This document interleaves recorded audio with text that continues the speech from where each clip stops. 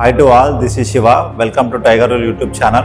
యాక్చువల్గా ఈ రోజు నేను చెప్పే టాపిక్ ఏంటి అంటే, సోషల్ మీడియాలో ఏదైతే ఉందో YouTube, Facebook, Instagram and Twitter ఏదైతే ఉందో అందులో ఇప్పుడున్న జనరేషన్ ప్రకారం ఎక్కువ వల్గారిటీ ఉన్న వీడియోస్, లేదంటే కులాన్ని కించపరిచే వీడియోస్ కానీ, మత ఘర్షణలు రేపించే వీడియోస్ కానీ, లేకపోతే పార్టీకి సంబంధించిన అసభ్యకర వీడియోస్ కానీ ఏవైతే ఉన్నాయో అవి ఎక్కువ వైరల్ అవుతున్నవి.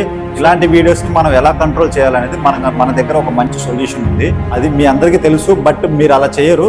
సో జనరల్గా ఎవరైనా వీడియో పెట్టారంటే మీరు ఏం చేస్తారంటే, ఇప్పుడు ఎగ్జాంపుల్ మీ పార్టీకి సంబంధించిన నాయకుడిని ఎవరైనా తిట్టారంటే మీరు కోపంతో ఒక డిస్లైక్ కొడతారు ఆ వీడియోకి, లేదంటే ఒక కోపంతో ఒక కామెంట్ పెడతారు. సో అలా చేయడం తప్పు. ఒకటి బాగా గుర్తుపెట్టుకోండి, ఏ వీడియో అయినా సరే సోషల్ మీడియాలో అప్లోడ్ అయిన తర్వాత ఒక లైక్ కొట్టినా, లేదంటే మీకు నచ్చలేదని చెప్పి డిస్లైక్ కొట్టినా, లేదంటే ఆ వీడియోలో ఏదో మీకు నచ్చలేదని చెప్పి మీరు ఒక కామెంట్ పెట్టినా, ఆ వీడియోకి 100% మీరు సపోర్ట్ చేసిన వాళ్ళే అవుతారు. ఎందుకంటే ఏదైనా సోషల్ మీడియాలో ఒక వీడియోకి లైక్ కొట్టినా, డిస్లైక్ కొట్టినా, కామెంట్ పెట్టినా ఆ వీడియోలో ఏదో కంటెంట్ ఉంది అని చెప్పేసి ఆ సోషల్ మీడియానే ఆ వీడియోని హైక్ చేస్తుంది. సో నేను చెప్పింది మీకు బాగా అర్థమైంది అనుకుంటా. మనం ఫస్ట్ చేయాల్సింది ఏంటంటే రిపోర్ట్ కొట్టాలి. సరే, రిపోర్ట్ కొడితే ఏమవుతుంది?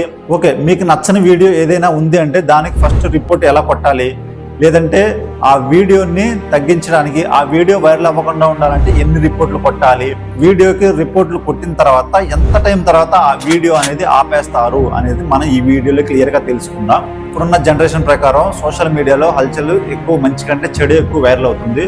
సో మన వంతు మనం ఏదన్నా చేయగలమంటే అది రిపోర్ట్ కొట్టడమే.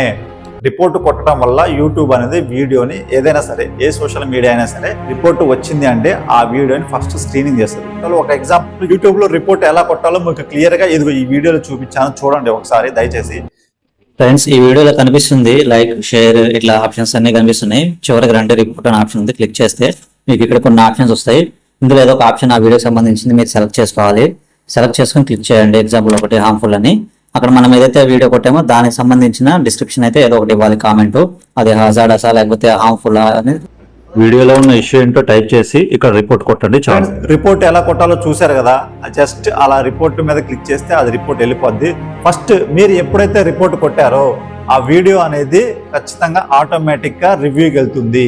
ఇప్పుడు ఎగ్జాంపుల్, ఒక వీడియో నచ్చలేదు, ఏదో కులానికి కానీ మతానికి కానీ సంబంధించిన వీడియో మీరు రిపోర్ట్ కొట్టారు అంటే ఆ రిపోర్ట్, మీరు కొట్టిన రిపోర్ట్ ఆటోమేటిక్ గా ఆ వీడియో మీద ఒక కంప్లైంట్ లాగా వెళ్తుంది. ఆటోమేటిక్ గా లేదా మాన్యువల్ గా ఏఐ సహాయం ద్వారా వాళ్ళు ఏం చేస్తారంటే ఆ వీడియోని స్క్రీనింగ్ చేస్తారనమాట. ఆ వీడియోలో ఏమైనా వల్గారిటీ ఉందా, లేదంటే ఏదైనా కులానికి సంబంధించింది కానీ మతానికి సంబంధించింది కానీ ఇలాంటి ఏమైనా ఉన్నాయా అని చెప్పేసి ఫస్ట్ యూట్యూబ్ అనేది మానిటరైజేషన్ చేస్తుంది అనమాట. మానిటరింగ్ చేసిన తర్వాత ఏం చేస్తుందంటే, ఎస్ ఇందులో నిజంగానే బ్యాడ్ కంటెంట్ ఉంది, లేదంటే ఎవరినో ఉద్దేశపూర్వకంగా మాట్లాడిన కంటెంట్ ఉంది అని నిర్ధారించుకున్న తర్వాత ఆ వీడియోని ఆటోమేటిక్గా నిలిపేస్తుంది. అంటే ఆ వీడియో వేరే వాళ్ళకి ఎవరికి షేర్ అవ్వకుండా ఆ వీడియోని ఆపేస్తుంది. రిపోర్ట్స్ ఎక్కువైనాయి అంటే ఆ వీడియో ఎవరికి షేర్ చేయదు. లేదంటే ఇంకొక స్టెప్ ఏంటంటే, నిజంగా ఆ వీడియో పర్ఫెక్ట్ ఇంకా ఎక్కువ వల్గారిటీ ఉంది అంటే ఆ వీడియోని పర్మనెంట్గా డిలీట్ చేసే ఛాన్స్ కూడా ఉంది. ఎప్పుడైతే ఒక వీడియోకి రిపోర్ట్ కొట్టారో ఆటోమేటిక్గా ఆ వీడియో డౌన్ఫాల్ అవుతుంది. అంటే ఆ వీడియోని యూట్యూబ్ ఎవరికి షేర్ చేయదు, ఎవరికి రీచ్ అవ్వడానికి సహాయం చేయదు. మీరు ఒకటి బాగా గుర్తుపెట్టుకోండి, అలాంటి వీడియోస్ ఏమైనా మీరు చూసినప్పుడు మీరు కామెంట్ పెట్టినా, లేకపోతే మీ అభిప్రాయాన్ని మీరు తెలియజేసినా, అలాంటి వీడియోస్కి మీరు కూడా ఎంతో కొంత సహాయం చేసిన వాళ్ళు అవుతారు. ఉదాహరణకు చెప్తా వినండి, కొంతమంది ఏం చేస్తారంటే దేవుణ్ణి అసలు నమ్మని వాళ్ళు ఉంటారు కాబట్టి ఓకే, వాడు సైలెంట్గా ఉంటే పర్లేదు. ఏదన్నా ఒక వీడియో తీసి అది గ్రూప్లో పెట్టడమో, లేకపోతే ఒక వీడియో తీసి అది సోషల్ మీడియాలో పెడుతున్నారు. అది హిందూ సంబంధించిన వీడియోస్ అయినా సరే, క్రిస్టియన్కి సంబంధించిన వీడియోస్ అయినా సరే, ముస్లిం సోదరులకు సంబంధించిన వీడియో అయినా సరే, ఏదైనా సరే, ఒకవేళ అలాంటి వీడియోలు ఎవరైనా పెట్టారు అంటే మీరు ఖచ్చితంగా రిపోర్ట్ కొట్టండి. ఆ వీడియో ఎవరికి షేర్ అవ్వకుండా ఉండాలి అంటే ఖచ్చితంగా మనం రిపోర్ట్ కొట్టే తీరాలి. ఇప్పుడు మనం యాక్చువల్గా ఏదైనా చెడు బూతులు 4 బూతులు తిట్టి వీడియో పెట్టామంటే అది ఎక్కువ వైరల్ అవుతుంటే దాన్ని చూసి ఇంకోటి ఇన్స్పైర్ అవుతున్నాడు. వాడు తిట్టాడు, వాడు ఫేమస్ అయిపోయాడు, నేను కూడా ఏదైనా 2 బూతులు తిట్టి నేను కూడా ఫేమస్ అవుతా అని చెప్పేసి జనరేషన్ అలా మారిపోతుంది అనమాట. సో మనం ఎప్పుడు అట్లా తీసుకెళ్ళద్దు. నేను ఈ వీడియో పెట్టడానికి ముఖ్య ఉద్దేశం ఏంటంటే, చెడు వీడియోస్ అన్నీ రిపోర్ట్ కొట్టి అన్నీ క్లియర్ అవుతాయని నా ఉద్దేశం కాదు. చూసిన కొంతమందిలో 100 మందిలో ఒక్కళ్ళ మారి రిపోర్ట్ కొట్టి ఒక్క చెడు వీడియోని నిర్మూలించినా నేను సక్సెస్ అయినట్లే. ఒక వీడియో తీయడానికి చాలా టైమ్స్ కేటాయించాలి, ఒక వీడియో ఎడిట్ చేయడానికి కూడా చాలా టైం కేటాయించాలి. నా అంత టైం వేస్ట్ చేసుకుని అయినా సరే అందరు చూడాలి, అందరూ మారాలి అన్న ఉద్దేశం కాదు. ఒక్కళ్ళు మారినా కానీ నేను సంతోషంగానే ఫీల్ అవుతా. ఎందుకంటే మార్పు అనేది ఒక్కళ్ళతోనే మొదలవుతుంది. మీకు ఒక డౌట్ వస్తుందేమో, దాన్ని నేను ఒక్కనే రిపోర్ట్ కొడితే వీడియోస్ అన్నీ ఆగిపోతాయి అనేసి కొంతమంది డౌట్ రావచ్చు. బట్ మీరు గుర్తుపెట్టుకోండి, ఉదాహరణకి చెప్తున్నా, ఏదైనా ఉదాహరణకు ఒక పార్టీ తీసుకుందాం. ఆ పార్టీకి సంబంధించి అసభ్యకర వీడియోస్ ఏవైనా మీరు చూశారు అంటే కొన్ని మీరు ఏదైతే పార్టీలో ఉన్నారో ఆ పార్టీకి సంబంధించిన వాట్సాప్ గ్రూప్ కొన్ని ఉంటాయి మీకు. సో ఆ వీడియోని వాళ్ళకి షేర్ చేయండి, వాట్సాప్లో షేర్ చేసి ఈ వీడియోకి రిపోర్ట్ కొట్టండి, ఇది మన పార్టీకి సంబంధించి అసభ్యకరంగా మాట్లాడారు అని చెప్పేసి మీరు ఖచ్చితంగా ఆ గ్రూప్లో మెన్షన్ చేయండి.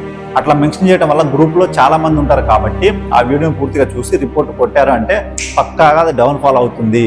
ఆ వీడియో అనేది ఎవరికి స్ప్రెడ్ అవ్వదు. సో దానివల్ల ప్రాబ్లం అనేది క్లియర్గా మన చేతికి మట్టి అంటకుండా ప్రాబ్లం అనేది క్లియర్గా సాల్వ్ అవుతుంది. ఓకేనా? దీనికి కేసు పెట్టాల్సిన అవసరం లేదు, సైబర్ సెక్యూరిటీలో కేసు పెట్టాల్సిన అవసరమే లేదు దీనికి. మరి మీకు డౌట్ రావచ్చు, రిపోర్ట్ కొట్టిన ఎన్ని గంటల తర్వాత ఆ వీడియో అనేది ఆగిపోతుంది, వైరల్ అవ్వడం ఆగిపోతుందని మీకు డౌట్ రావచ్చు. యూట్యూబ్ అయినా సరే, ఫేస్బుక్ అయినా సరే, ఇన్స్టాగ్రామ్ అయినా సరే, మీరు రిపోర్ట్ ఎప్పుడైతే కొట్టారో 12 నుంచి 24 గంటలు లేదా 48 గంటల లోపల ఖచ్చితంగా ఆ వీడియో అనేది వైరల్ అవ్వడం ఆగిపోతుంది. లేదంటే ఎక్కువ రిపోర్ట్స్ కనుక వచ్చినాయి అంటే ఆ వీడియో పర్మనెంట్గా డిలీట్ చేయడం కూడా జరిగిపోతుంది. ఎగ్జాంపుల్, యూట్యూబ్ ఛానల్లో ఒక చెడ్డ వీడియో కనుక పెట్టిన వాటికి ఎక్కువ రిపోర్ట్స్ కనుక వస్తే యూట్యూబ్ అనేది వాళ్ళకి నోటిఫికేషన్ ఇస్తుంది, మీరు ఇలా బ్యాడ్ కంటెంట్ వీడియోస్ పెడుతున్నారు, దయచేసి ఆపండి అనేది ఒక నోటిఫికేషన్ ఇస్తుంది. అయినా సరే వాళ్ళు అలాంటి వీడియోస్ పెట్టిన తర్వాత రిపోర్ట్ మళ్ళీ కొట్టారు అంటే ఆ వీడియోస్ని ఫస్ట్ కంట్రోల్ చేస్తుంది. అయినా సరే మళ్ళీ పెట్టారు, మళ్ళీ రిపోర్ట్ కనుక పడింది అంటే ఆ ఛానల్ని పర్మనెంట్గా డిలీట్ చేస్తుంది. మనం ఇలాంటి వీడియోస్ ఇంకా మరిన్ని చేయాలని నేను కోరుకుంటున్నా. అంటే నా ఉద్దేశం ఇది ఇట్లాంటి మెసేజ్ ఉన్న వీడియోస్ అయితే మాత్రం అందరూ చూడాలి, అందరూ మారాలని నా ఉద్దేశం కాదు. చూసిన కొంతమంది అయినా సరే మన వీడియో లైక్ కొట్టి నాకు సపోర్ట్ చేస్తే అది నాకు మోటివేషన్లా ఉంటుంది. ఇలాంటి మరిన్ని వీడియోస్ ఇంకా నేను చేయాలని కోరుకుంటున్నా.